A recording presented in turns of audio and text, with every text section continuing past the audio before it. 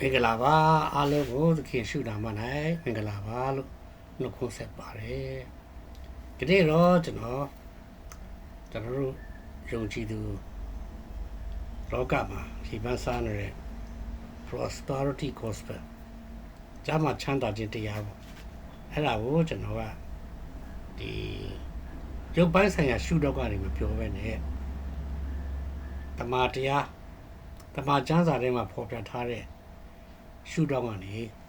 ပြောမှာဖြစ်ပါတယ်လို့အမှန်ဆိုလို့ရှိရင်တော့ prosperity gospel ဆိုတာက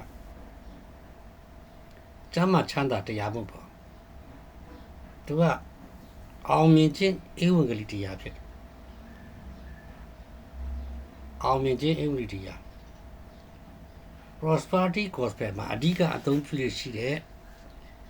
အောင်မြင်သောသူတို့ထက်တာ၍အောင်မြင်သောသူဆိုတဲ့စကားရပ်ကယောမဩဝါဒစာအခန်းကြီး8အငယ်39မှာပါပါတယ်အဲ့မှာပါတဲ့အောင်မြင်သောသူတို့ထက်တာ၍အောင်မြင်သောသူဆိုတဲ့စကားလုံးကိုကိုစားပြုတဲ့ Greek စကားလုံးကhypernicomans အဲ့ဒါကအပြတ်အသတ်အောင်နိုင်သူကိုဆိုလိုဖြစ်တယ်တခင်ယေရှုခရစ်တော်ရဲ့နောက်လိုက်တွေထဲမှာသူ့ရဲ့အမည်နာမကိုယ်တိုင်ကအောင်မြင်ခြင်းနဲ့သက်ဆိုင်တဲ့အဓိပ္ပာယ်ရှိသူတွေကိုပဲအောက်ပါတိုင်းဖော်ပြထားပါတယ်အောင်မြင်ခြင်းအဓိပ္ပာယ်ရတဲ့ကျမ်းစာလာပုဂ္ဂိုလ်များကတော့တတိဖန်စတီဖန်ဂရိလူကြတော့သူ့နာမည်ကစတက်ပါနော့စ်အဲ့ဒါကအောင်ပွဲတရဖူ crown of garland အဲ့လိုဒိတ်ပဲရအဲ့ဒါကရှေးခေတ်တုန်းကဂရိအားကစားပြိုင်ပွဲတွေမှာဂရိကအင်မတန်မှအရင်ကြီးမှုတိုးတက်တဲ့အားကစားတိုးတက်တဲ့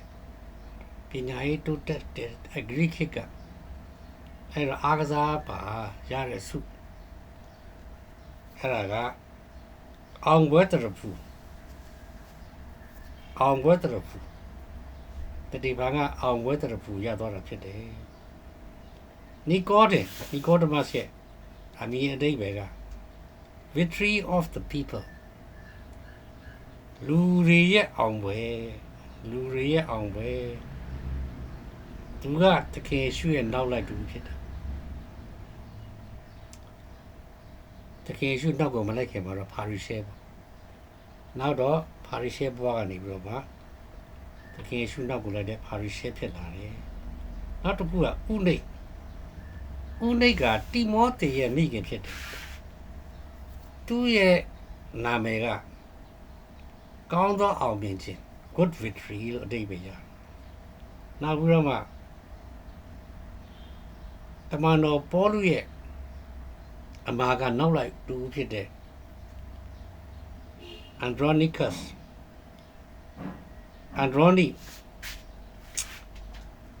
သူရဲ့အမည်ကတော့အောင်မြင်သောသူဒါမှမဟုတ်လို့ရှိရင်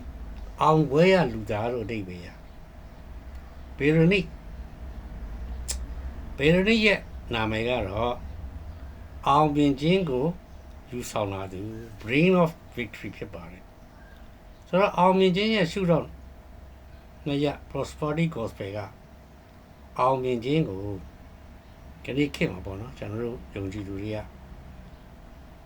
ရုပ်ဝတ္ထုစည်းစိမ်နဲ့ကျမ်းမာရေးပေါ်မှာအခြေခံနေရှိอยู่လို့ကျမ်းစာလာနာမည်ပိုင်ရှင်တွေကတော့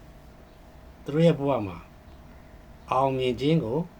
တခြားပုံစံနဲ့တွေ့ရအောင်မြင်ခြင်းဥဒ္ဒတိယကကျွေဝခြင်းကိုအလေးပေးပြင်မဲ့လို့ prosperity gospel ပေါ့ကျမ်းမာချမ်းသာတဲ့တရားကကျွေဝခြင်းကိုအလေးပေးပြင်မဲ့လို့ကျမ်းစာလာအောင်မြင်သူများ conquerors အများကတော့